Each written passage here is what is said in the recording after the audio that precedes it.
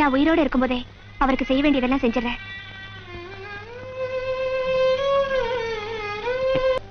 இப்பவே அந்த வீட்டை உன் புருஷன் பேருக்கு மாத்தி எழுதிடுறமா.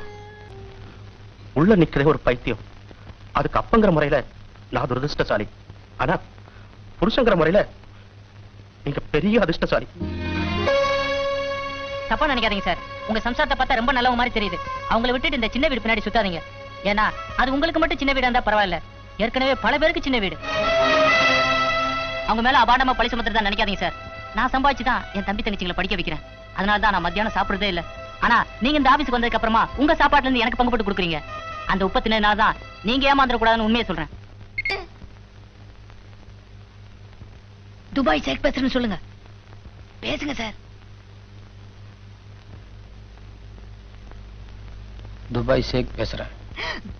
துபாய் ஷேக் பாப்பா, போன வாரம் தானே வந்துட்டு போனீங்க, அதுக்குள்ள என்ன? ஒரு வேலையா வந்தேன். என்ன குரல் ஒரு மாதிரியா இருக்கு? தண்ணி சரியில்லை. அதே லாட்ஜி அதே ரூம் தானே? போன வாரம் சொன்னது ஞாபகம் இருக்குல்ல? தினா சாயந்தரம் 5 மணி ஆனா கண்ணாடி போட்டு ஒரு பரதேசி பையன் இங்க வருவான். அதுக்குள்ள எங்களை அனுப்பிட்டா பெட்டா இருக்கும். அப்ப நாங்களே வந்துடுறோம்.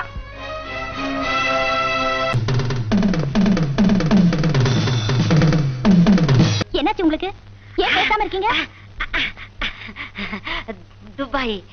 துபாயில அவங்க மாமா அண்ணன் பாப்பாவை பாக்கணும்னு வந்திருக்காரு.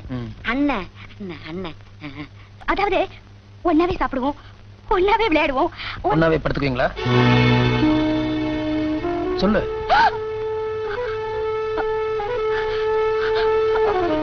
பாட்டி.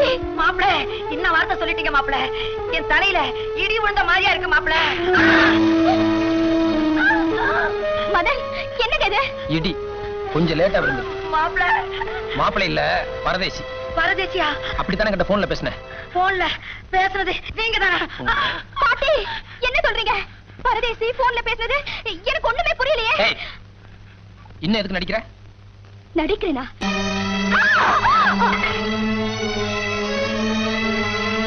இது வரைக்கும் இருட்டு ஒண்ணுதான் உலகம்னு ஒவ்வொரு நாளும் உங்ககிட்ட வந்து படுத்துக்கிறேன்.